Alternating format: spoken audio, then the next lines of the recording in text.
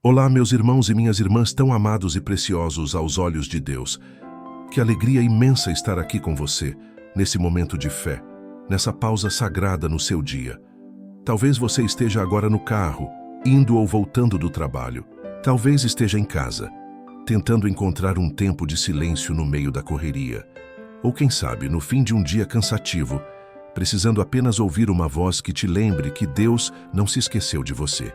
Pois eu quero te dizer com toda a verdade do meu coração, Ele está aqui, Ele vê você, Ele se importa e Ele quer falar com você hoje. Mas deixa eu te perguntar, você já se sentiu confuso sobre o que fazer, mesmo depois de ouvir tantas opiniões? Já recebeu um conselho que parecia bom, parecia lógico, mas lá no fundo algo dentro de você dizia, isso não é para mim? Já sentiu que estava sendo levado por ideias, por falas, por modas, mas que no final te afastavam da paz de Deus? Como reagir quando o mundo inteiro aponta numa direção, mas o Espírito Santo te chama para outra? Como discernir qual voz seguir quando há tantas falando ao mesmo tempo? Amigos, influenciadores, especialistas, até pessoas da família? Hoje nós vamos começar essa jornada poderosa no Salmo 1. E o versículo de entrada já nos coloca diante de uma escolha crucial. Ouça isso com atenção, com reverência. Bem-aventurado o homem que não anda segundo o conselho dos ímpios. Vamos deixar essa palavra entrar profundamente. Fecha os olhos por um instante, respira fundo, silencia o barulho ao redor e medita nessa verdade. Bem-aventurado, feliz, pleno, abençoado. É aquele que não anda no conselho dos ímpios. Agora me ouve com o coração aberto. O primeiro passo para uma vida abençoada não é fazer algo. É recusar algo. Recusar o conselho errado. Recusar o caminho da sugestão sedutora, mas destrutiva. E isso, meu irmão, minha irmã, começa na mente. Quantos de nós hoje estamos feridos, confusos, ansiosos? Porque ouvimos o conselho errado. Quantos lares desfeitos por causa de conselhos que pareciam empoderadores, mas que não vinham do coração de Deus?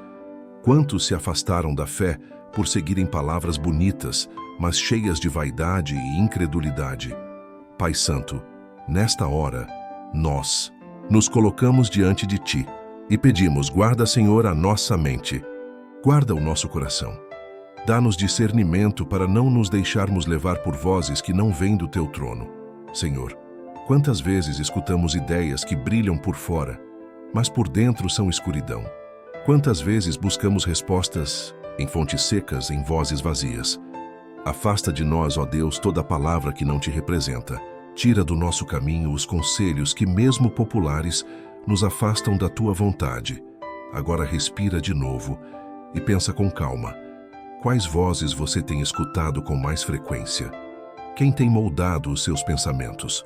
São vozes que te aproximam da palavra ou que te enchem de confusão, medo e orgulho?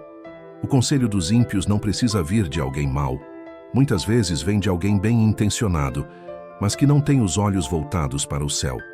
Às vezes, é uma frase num vídeo, uma opinião num podcast, uma publicação no Instagram.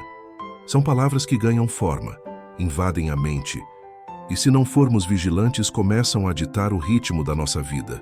Mas a palavra de Deus é clara. A bênção começa quando recusamos esse tipo de conselho. Senhor, eu oro agora por cada irmão, que irmã que está ouvindo essa oração. Que o Senhor liberte da influência das trevas disfarçadas de luz. Que toda voz contrária à Tua verdade seja silenciada. Que todo conselho que não nasceu do Teu Espírito seja lançado por terra. Abre os ouvidos espirituais dessa pessoa, Senhor. Que ela reconheça a Tua voz, como uma ovelha reconhece o pastor. Fica em silêncio por alguns segundos.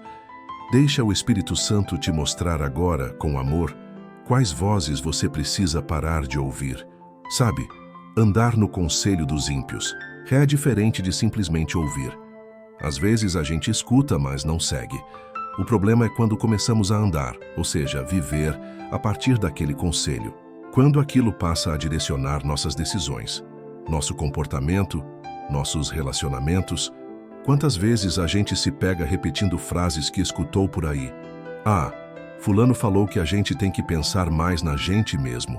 Dizem que o mundo é dos espertos. O importante é ser feliz, não importa como. Irmão, irmã, cuidado. Nem todo conselho é neutro. Alguns são como sementes de destruição, disfarçadas de sabedoria. Mas o justo tem prazer na lei do Senhor. Ele ouve primeiro o céu. Ele consulta a palavra antes de qualquer outra voz. Senhor, dá-nos amor pela tua verdade. Que ela seja a nossa bússola. Que antes de tomarmos decisões, antes de buscarmos conselhos humanos, tenhamos o hábito de dobrar os joelhos. Que nossa mente seja renovada pela tua palavra. Que nossas emoções sejam curadas pela tua presença. Agora imagine-se como um viajante. Está numa estrada longa, cheia de bifurcações. E em cada curva há placas com indicações contraditórias. Algumas parecem confiáveis, outras são atraentes, mas só uma é segura, a que foi colocada por Deus. Esse é o conselho certo. Esse é o caminho da vida. Quem ouve a voz de Deus não se perde. Quem escuta o Espírito não se engana. Pausa por alguns segundos. Respira. Ouça a voz do Senhor no seu coração. E se hoje você pudesse tomar uma decisão, parar de seguir conselhos que te confundem e voltar a ouvir a palavra que te cura, você faria isso? Você estaria disposto a filtrar suas amizades, seus conteúdos, suas conversas, com base naquilo que agrada a Deus? Porque a bênção começa aí, na escolha de quem você vai ouvir. Senhor, eu intercedo agora, com fé, por decisões espirituais acontecendo nesse momento. Que teu Espírito traga clareza, força e coragem para cortar laços com o que desagrada ao Senhor.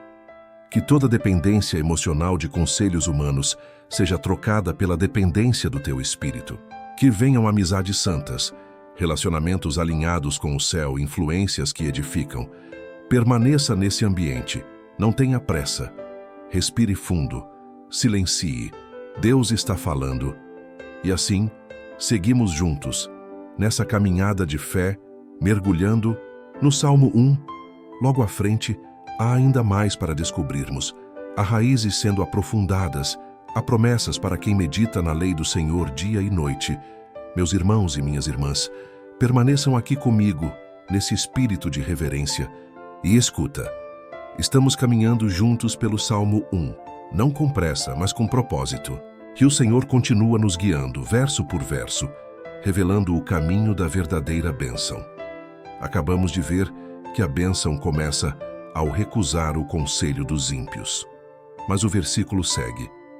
Ele nos mostra que não basta apenas não andar com eles. Ouça com atenção agora o que diz a próxima parte. Nem se detém no caminho dos pecadores. Isso fala de algo profundo. Primeiro, a pessoa ouve o conselho errado. Depois começa a andar naquele caminho. E de repente, ela para. Ela se detém. Ela se acomoda. Ela se instala num ambiente que desagrada a Deus. Deixa eu te fazer uma pergunta sincera. Onde é que você tem parado? Quais lugares, ambientes, hábitos, físicos ou virtuais, você tem visitado e sem perceber se detido neles? O que começou com uma curiosidade agora virou costume. O que antes te incomodava agora parece normal. Sabe, irmão, irmã, parar no caminho errado é até mais perigoso do que andar por ele. Porque quem anda ainda tem chance de sair. Mas quem para começa a se acostumar. Começa a chamar o errado de aceitável. Começa a se calar diante do que antes confrontava. É sobre isso que o salmista está falando. Não é apenas sobre grandes pecados, é sobre a tolerância silenciosa, sobre a convivência passiva com aquilo que entristece o coração de Deus. Quantas vezes nós, cristãos, por medo de confrontar ou por cansaço, acabamos nos acomodando em ambientes espiritualmente tóxicos? Pai, eu oro agora pedindo discernimento. Abre os olhos espirituais dos teus filhos.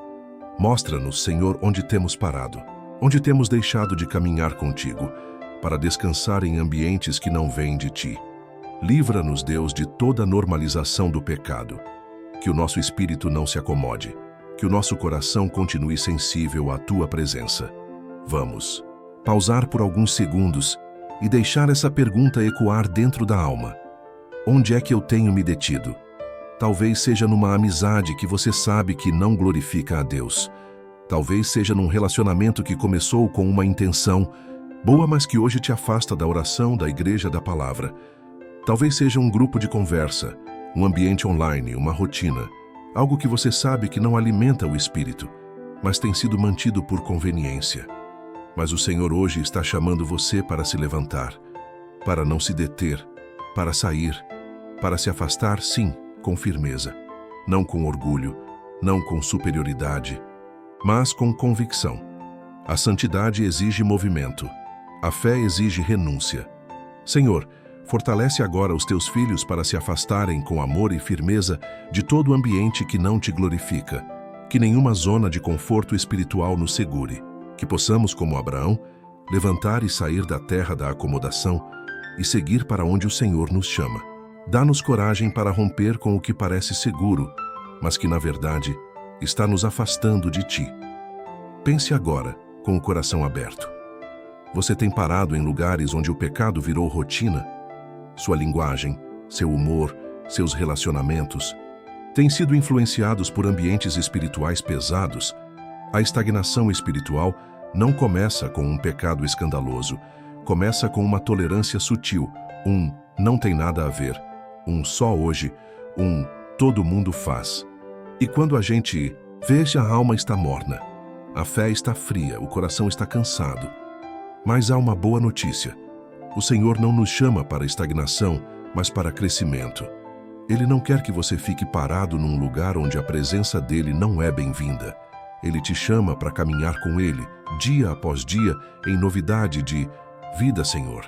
Eu oro agora por recomeços, por saídas santas, por rompimentos libertadores. Tira teus filhos da estagnação espiritual. Acende de novo a chama da santidade. Que toda a atmosfera de conformismo seja quebrada. Que toda acomodação seja confrontada com amor. Que haja um despertar nesta hora, Senhor. Respire. Sinta a presença de Deus aí onde você está. Ele está te mostrando com mansidão o que precisa ser deixado. O lugar onde você parou precisa ser deixado para trás. Há um novo caminho à frente. Há um novo mover de Deus. Mas para isso, é preciso dar passos. É preciso se levantar. E ainda que pareça difícil, Ele vai com você. Ele te toma pela mão, Ele te sustenta no caminho. O Espírito Santo está sussurrando agora. Você não foi criado para viver estagnado. Eu te fiz para andar em santidade. Eu te chamo para mais. Fica em silêncio por mais um instante e ouça a voz do Senhor. Sim, meu irmão, minha irmã, há algo poderoso acontecendo nesse momento. Não é apenas uma reflexão, é um mover espiritual.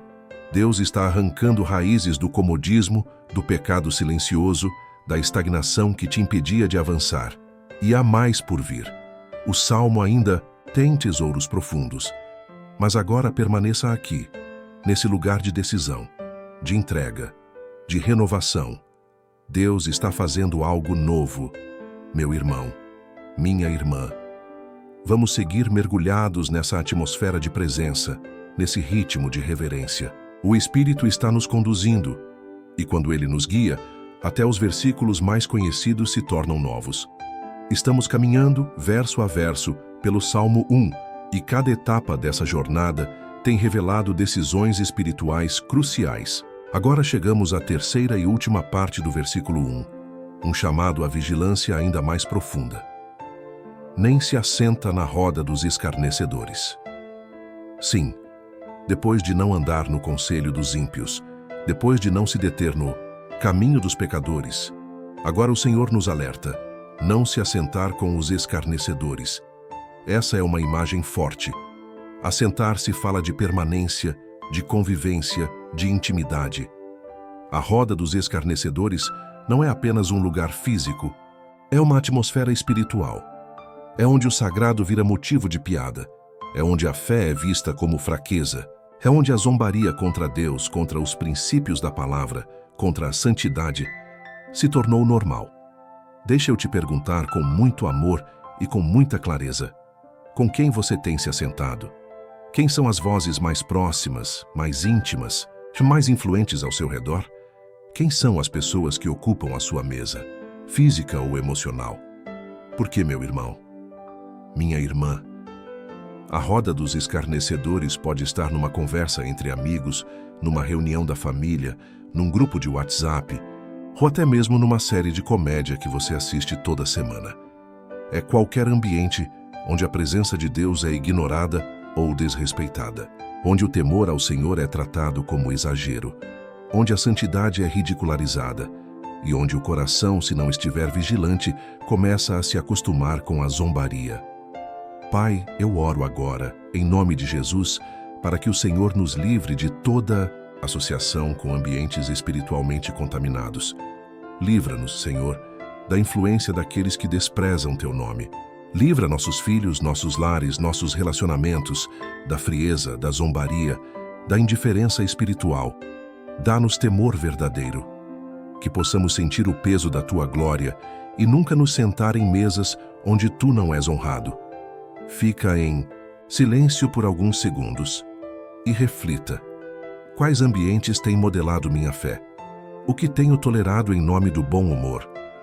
Sabe, o problema de se assentar com escarnecedores é que aos poucos a gente começa a rir das mesmas piadas. Começa a repetir as mesmas frases. Começa a se tornar cético, irônico. Começa a desacreditar das promessas de Deus. E quando percebe, o coração já não arde mais com a palavra. O temor já não queima mais. A oração se torna rara. A fé vai murchando, como uma planta que ficou muito tempo à sombra. Mas Deus não te chamou para viver nesse tipo de ambiente. Ele te chamou para a comunhão dos santos, para a mesa da palavra, para a roda dos que temem o seu nome. Senhor, eu clamo agora por uma purificação nos ambientes ao redor de cada filho e filha que ora comigo. Que amizades sejam reposicionadas, que conexões sejam transformadas, que toda roda de zombaria espiritual seja desfeita pela Tua mão, que a Tua presença seja o filtro e que sejamos atraídos apenas para lugares onde o Teu nome é exaltado. Você não precisa se manter em rodas que te afastam de Deus para agradar ninguém. Isso é libertador. Você não precisa tolerar ambientes que zombam daquilo que você crê. Você não foi chamado para se moldar ao mundo, mas para ser luz onde há trevas. E às vezes, ser luz é sair da roda, é levantar da cadeira, é romper com quem insiste em tratar as coisas de Deus como brincadeira. Lembra da mesa onde Jesus se sentava? Era com pecadores, sim, mas nunca com escarnecedores. Os pecadores se quebrantavam, os escarnecedores o desprezavam, e com esses ele não se assentava.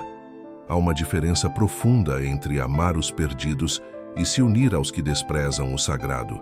O Senhor está te dando discernimento agora. Pausa por alguns segundos. Ouça o que o Espírito está sussurrando ao seu coração.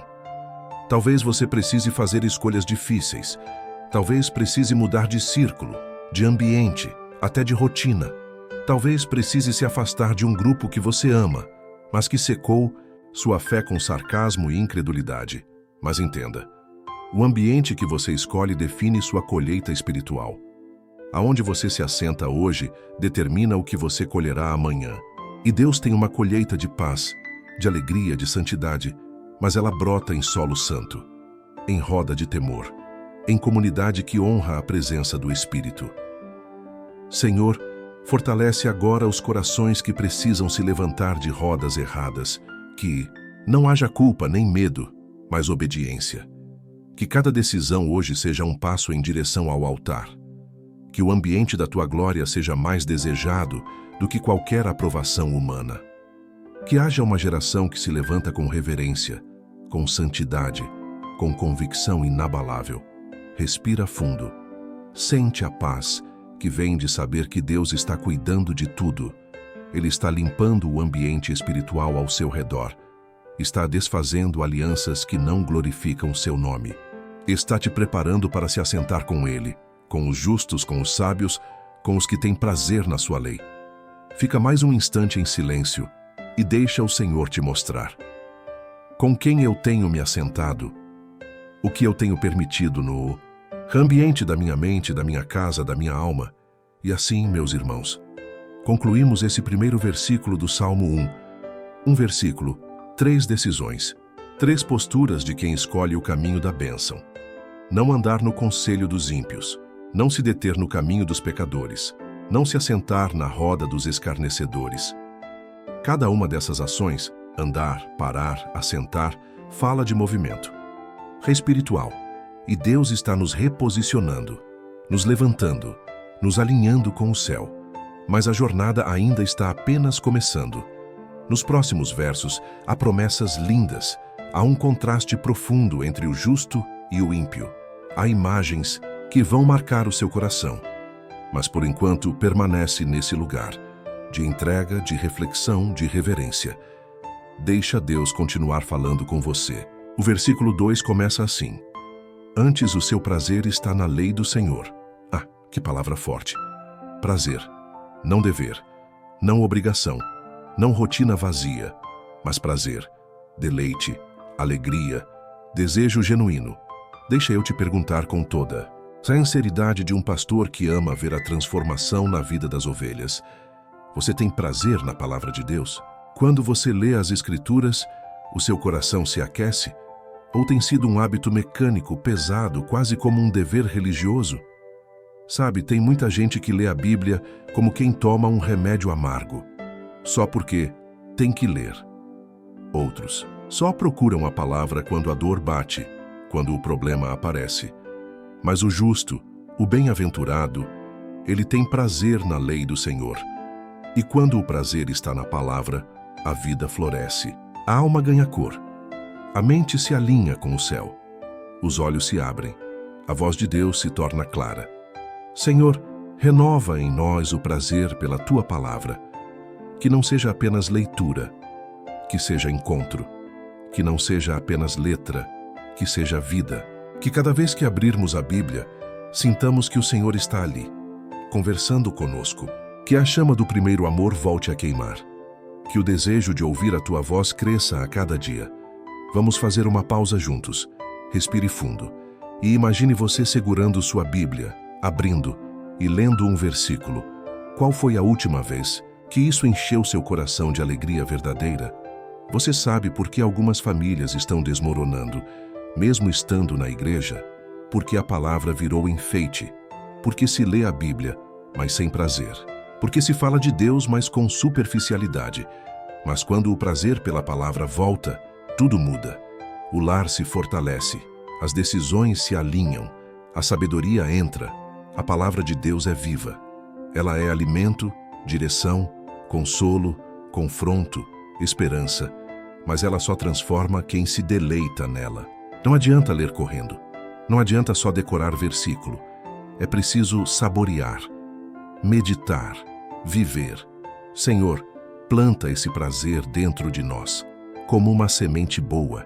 Que a leitura da Tua palavra seja o ponto alto do nosso dia. Que a gente pare tudo para Te ouvir. Que a Tua voz se torne prioridade. Que nossos filhos cresçam vendo em nós esse amor pela Escritura.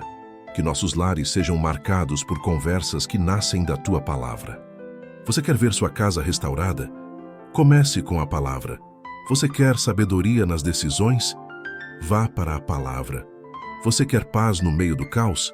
Mergulhe na palavra, mas não como um ritual, e sim como um encontro, um deleite, um tempo de prazer com Deus. Pensa comigo. Quantas horas você passa ouvindo outras vozes, notícias, redes sociais, séries, conversas, e quanto tempo com alegria você tem reservado para ouvir a voz de Deus? Porque o que alimenta, frutifica, e o que é prazeroso, a gente repete. Então peça agora a Deus que renove esse prazer em você. Senhor, não queremos mais viver de migalhas, não queremos uma fé rasa, não queremos abrir a Bíblia por obrigação, queremos nos apaixonar novamente pela Tua voz. Ensina-nos a amar Tua lei, Tua vontade, Tua direção. Que sejamos como o salmista que dizia: "Ó, quanto amo a Tua lei, é a minha meditação todo o dia." Silencie por alguns segundos, só ouça, só deseje, só diga dentro de você: "Fala, Senhor, Tua palavra é o meu prazer." Sabe, talvez você esteja dizendo agora: "Mas eu me sinto distante, Não tenho mais vontade de ler. Me distraio. Não entendo nada. Isso é real. Isso acontece. Mas o Espírito Santo está aqui para acender de novo essa chama, para te ensinar a ter prazer naquilo que hoje parece difícil. Ele é o maior mestre das Escrituras, e ele quer caminhar com você, verso por verso. E mais, esse prazer é contagiante. Quando você começa a amar a palavra, seus filhos percebem, seu cônjuge sente. A atmosfera do lar muda. Você passa a falar com mais sabedoria, a reagir com mais mansidão, a viver com mais propósito. Por isso, diga agora com fé: Senhor, planta esse prazer em mim e na minha família. Que meus filhos, netos, sobrinhos, cônjuge, sejam marcados por esse amor pela palavra. Que nossos lares não sejam apenas religiosos, mas cheios da tua presença, através da tua voz. Sim, famílias fortes nascem do prazer pela palavra. Não há legado maior que esse. Um pai, uma mãe, uma avó, um avô que amam a Bíblia e vivem o que ela ensina. Isso muda gerações. Isso quebra ciclos. Isso firma raízes. Vamos encerrar esse momento com silêncio santo, só desejando mais de Deus, mais da palavra, mais do prazer de estar com Ele. Permanece comigo nesse fluir. Ainda estamos bebendo das fontes profundas do Salmo 1, e cada versículo revela uma nova dimensão da vida bem-aventurada. Se antes falamos sobre ter prazer na palavra, agora o salmista nos conduz para o próximo passo, o compromisso diário com ela. Ele diz: e na sua lei medita de dia e de noite. Meu irmão, minha irmã, isso aqui é poderoso demais, porque revela a prática constante, o estilo de vida, a disciplina espiritual que transforma a mente e o coração. Não basta amar a palavra, é preciso meditá-la, internalizá-la, trazer para dentro da alma, até que ela se torne parte da nossa maneira de pensar, de sentir, de decidir. Meditar. Aqui tem a ver com ruminar. Como um animal que mastiga lentamente, engole e depois volta a mastigar, tirando todo o sabor, todo o valor, todo o alimento. Assim deve ser com a palavra de Deus. Não é correria, não é leitura superficial, é profundidade. É voltar ao mesmo versículo várias vezes no dia e deixar que ele fale coisas novas. É aplicar a palavra nas pequenas e nas grandes situações. O texto diz: de dia e de noite. Isso quer dizer em todo o tempo, nos momentos bons e nos difíceis, nas horas agitadas e nas de silêncio, quando o coração está alegre e quando está abatido. Senhor, eu oro agora por uma mente renovada na tua verdade. Ensina-nos a meditar em ti, a não viver apenas de momentos devocionais rápidos, mas de um relacionamento contínuo. Que a tua palavra ecoe em nossa mente ao longo do dia, que ela nos visite nos pensamentos, nas lembranças, nas decisões. Que sejamos marcados por uma mente cheia da tua luz. Faz uma pausa comigo agora. Feche os olhos se puder e pense: o que tem ocupado os meus pensamentos ao longo do dia? São preocupações, medos, distrações? Ou é a palavra de Deus? Porque o que você alimenta na mente, você colhe no coração. E o que está cheio no coração vai transbordar nas palavras, nas atitudes, na vida. Quem medita de dia e de noite cria uma blindagem espiritual. Quando a ansiedade bate, a mente corre para uma promessa. Quando a tentação vem, o coração se lembra de um mandamento. Quando a dúvida tenta entrar, o Espírito sopra um versículo que já está guardado no íntimo. Isso é meditar. É viver com a mente nas coisas do alto. É manter o foco no que Deus diz, mesmo quando tudo ao redor tenta distrair, desviar, confundir. Senhor, queremos essa mente firme na tua palavra. Essa mente que acorda com um salmo e dorme com um provérbio. Essa mente que responde à vida com fé, porque está cheia da tua voz.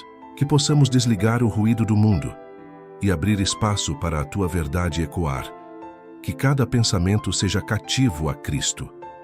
Agora eu quero te convidar a algo prático. Escolha um versículo por dia, um só, e repita para si mesmo. Pela manhã, ao meio-dia, à tarde, à noite. Declare em voz alta. Escreva, ore sobre ele, medite. Faça dele uma âncora para o seu dia. Sabe por quê? Porque a mente que pensa com Deus vive com sabedoria. E sabedoria não vem só de estudar muito, mas de pensar certo, de pensar com a palavra, de deixar que ela molde a forma como você vê o mundo, as pessoas, a si mesmo. Pausa de novo, respira e imagine.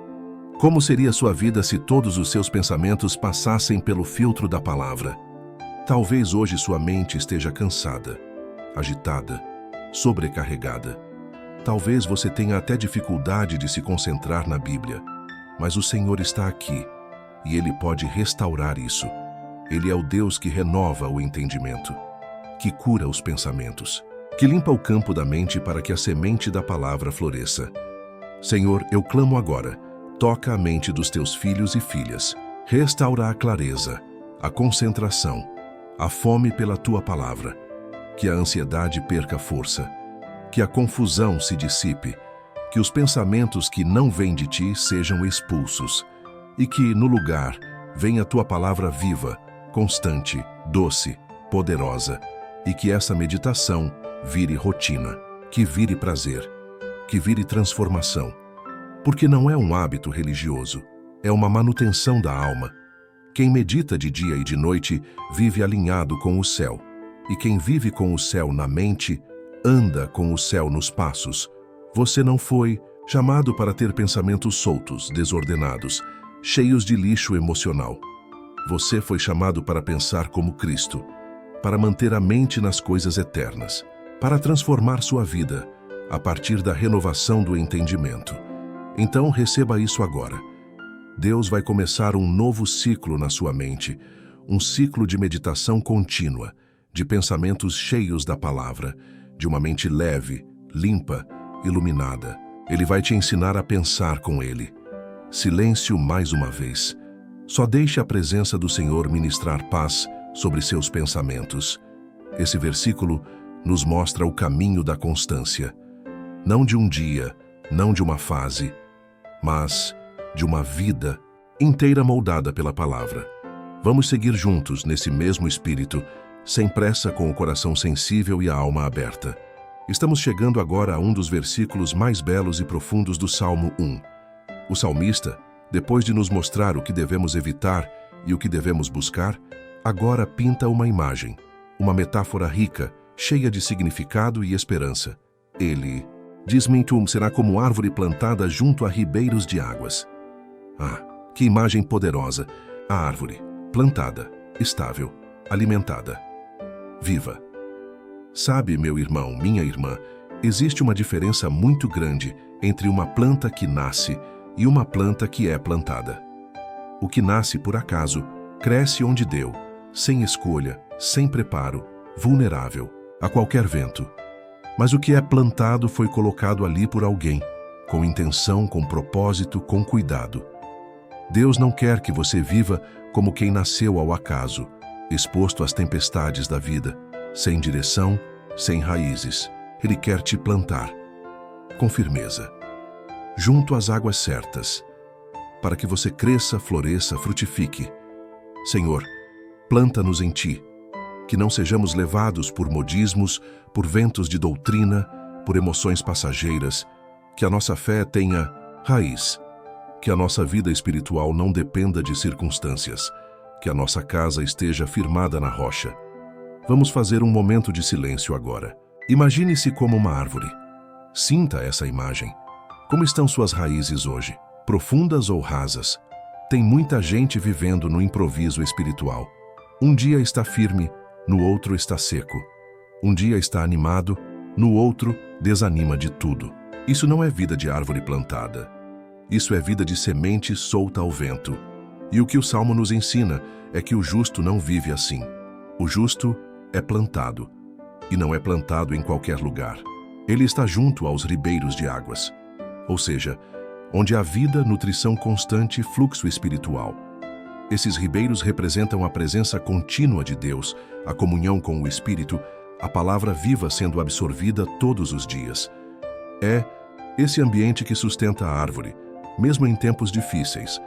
Você pode estar vivendo um tempo de estiagem emocional, financeira, espiritual, Mas se você está plantado junto às águas de Deus, você não seca, você não morre, porque há um suprimento invisível vindo do alto, uma força que não vem de você, mas dele.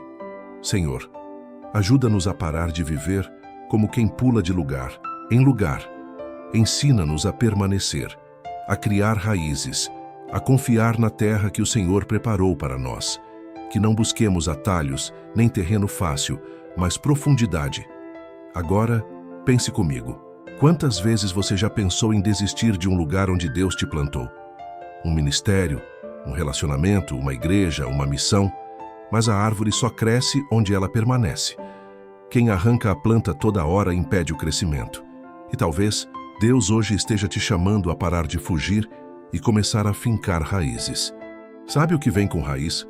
Estabilidade, firmeza, paz, maturidade. Deus honra quem escolhe ficar plantado nele, quem escolhe fidelidade em vez de facilidade. Senhor, queremos ser essa árvore, que não vive de fase, de impulso, de emoção, mas de propósito, que se alimenta do teu espírito, que cresce devagar, mas com firmeza, que não se abala com os ventos, porque está fincada na rocha eterna, que é o teu nome. Mais um momento de silêncio. Só respira e diga no seu interior: planta-me, Senhor, planta-me em ti. A árvore plantada não se compara com as árvores ao redor. Ela não precisa correr atrás da chuva. Ela não mendiga atenção. Ela apenas permanece, e o fruto virá. Porque quem está plantado junto às águas certas vai florescer no tempo certo, e eu te digo com autoridade espiritual: o tempo da inconstância acabou na sua vida. Deus está te chamando para viver como árvore, fincado, nutrido, pronto para crescer. Você pode até não ver frutos agora, mas se as raízes estiverem crescendo, o céu já está sorrindo, porque é na profundidade que a promessa se prepara. É no invisível que Deus está trabalhando. Continue comigo, porque a próxima parte desse versículo vai revelar o tempo da frutificação.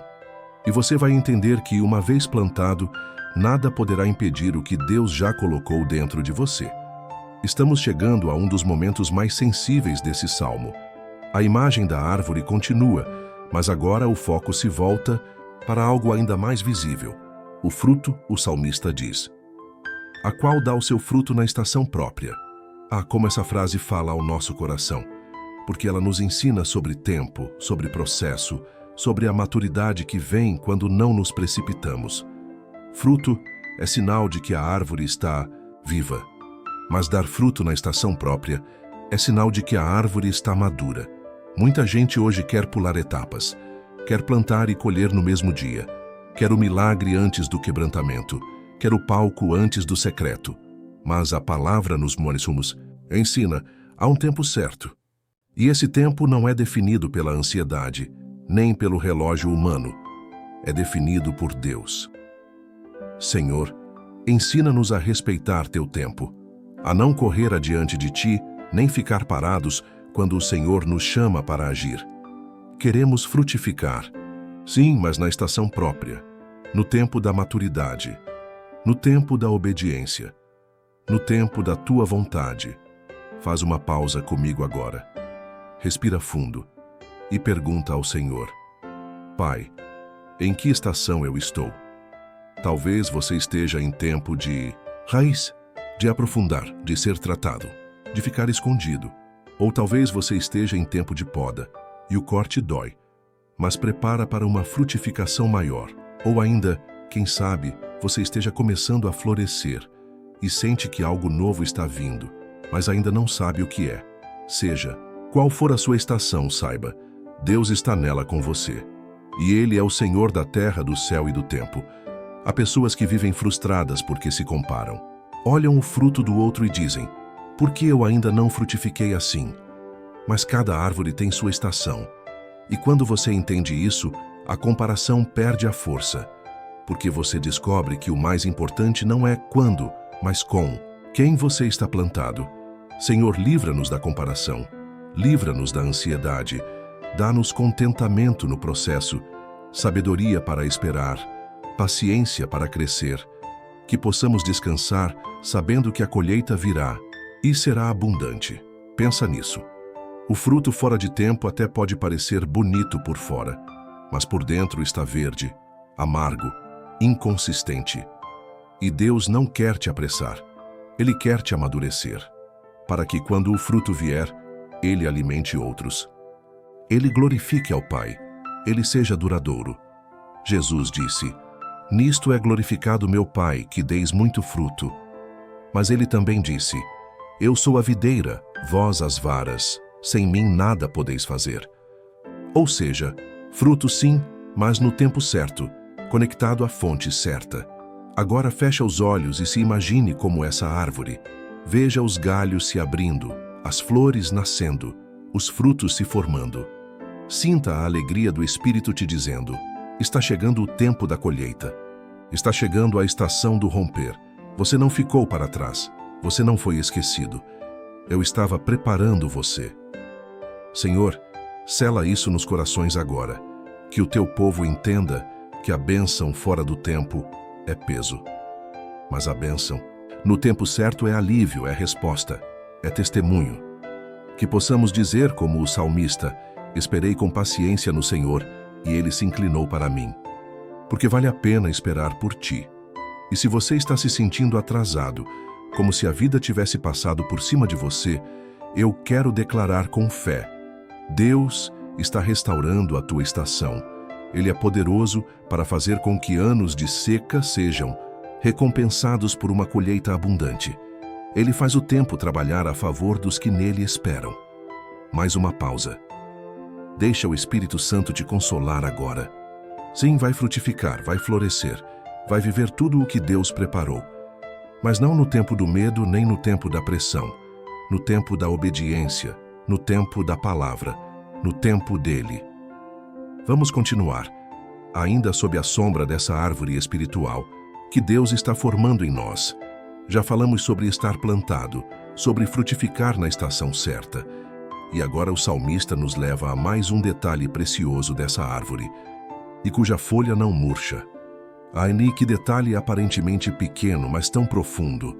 Porque a folha, meus irmãos, não é o fruto, ela não é o tronco, ela não é a raiz, mas ela revela saúde, vitalidade, vida constante. A folha é aquilo que cobre a árvore, que a embeleza, que respira por ela.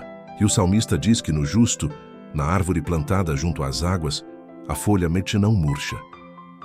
Ou seja, mesmo em tempos difíceis, mesmo sob calor, sob pressão, em estações de seca, ainda assim há vida visível.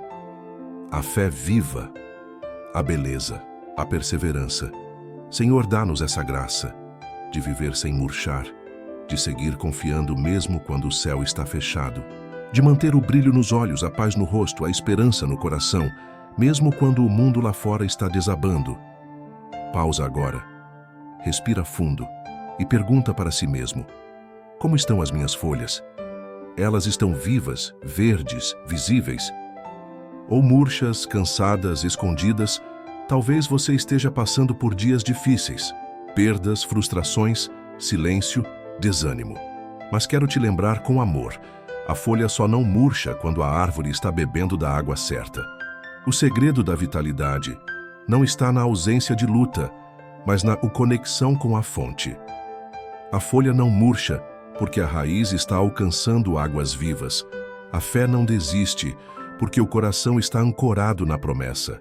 A alma não se entrega porque o espírito está alimentado pela palavra.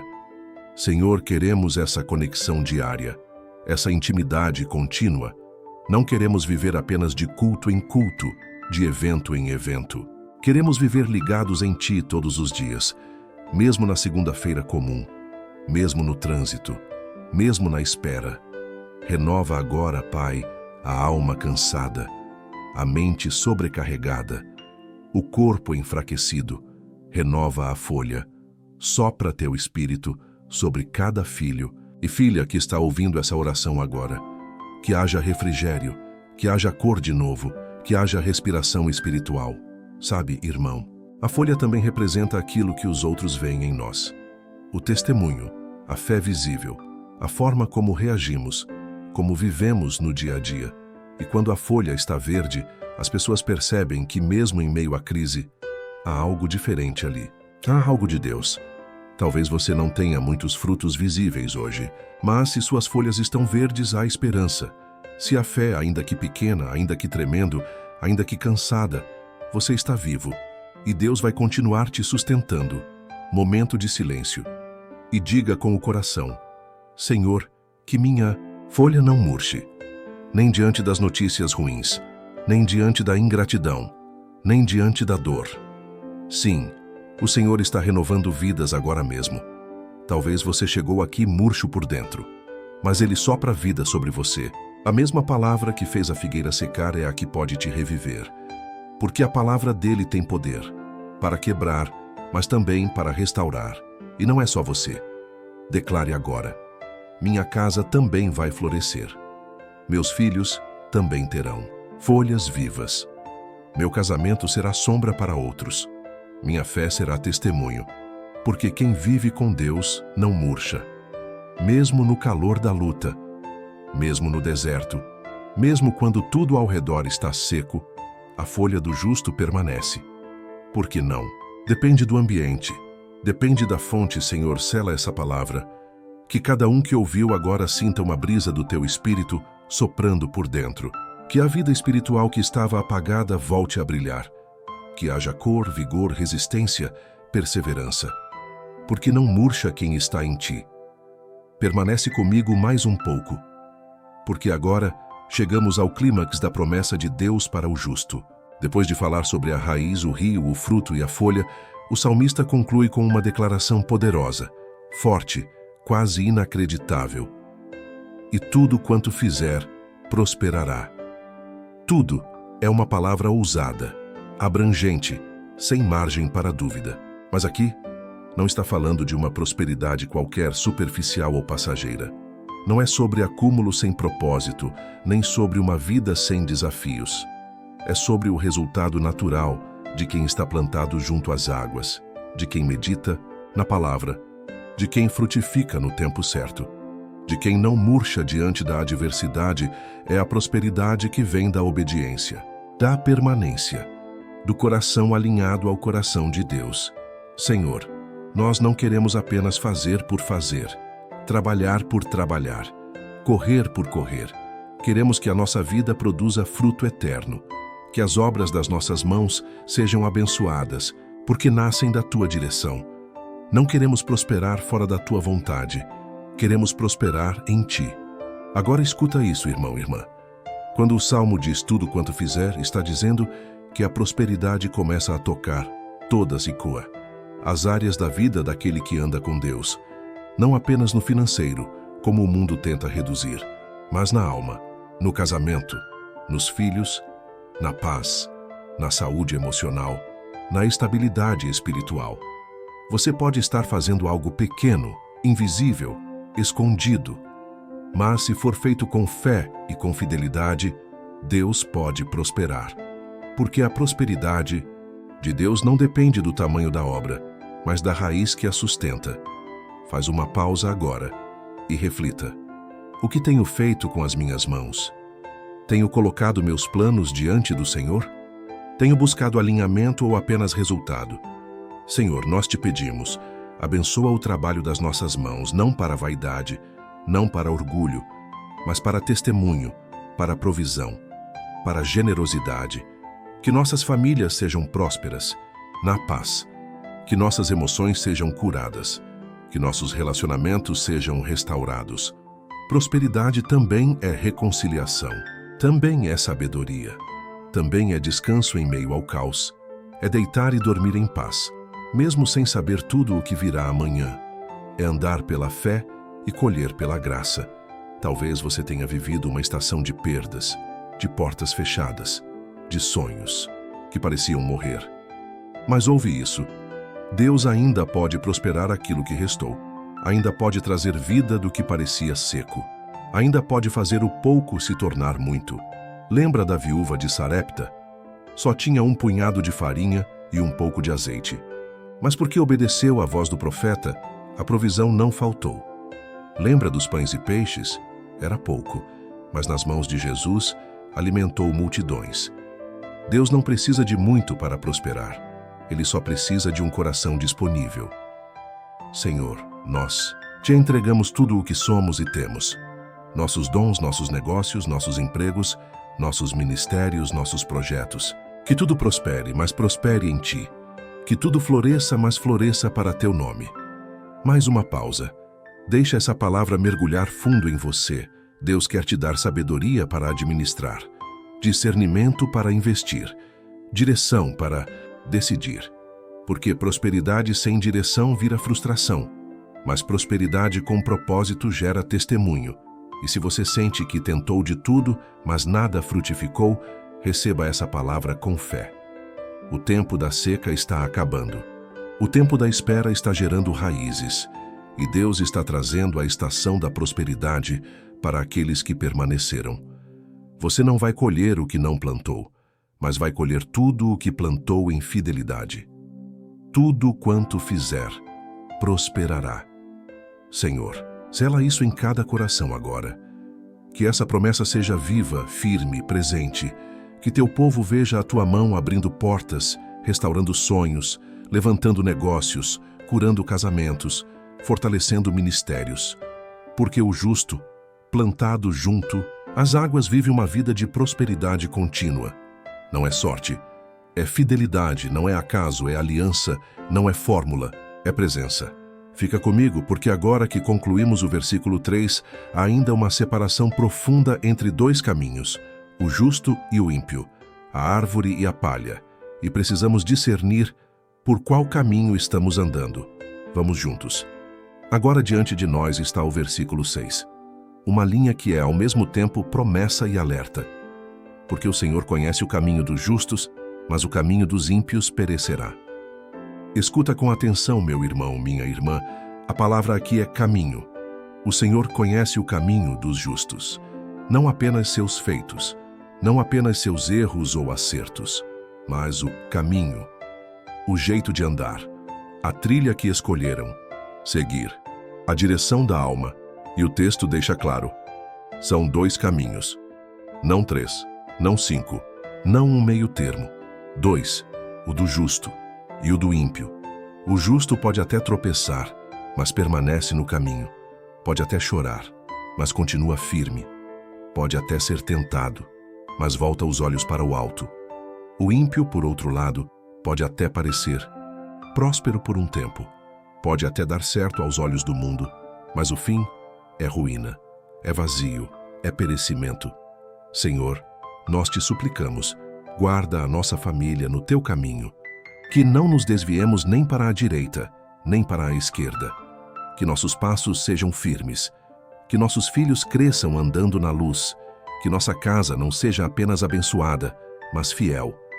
Agora faz uma pausa, fecha os olhos por um instante e imagina dois caminhos diante de ti.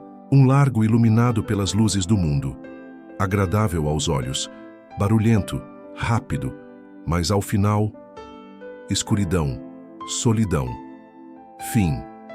O outro, estreito, às vezes silencioso, às vezes desafiador, mas cheio de paz, de propósito, de presença divina.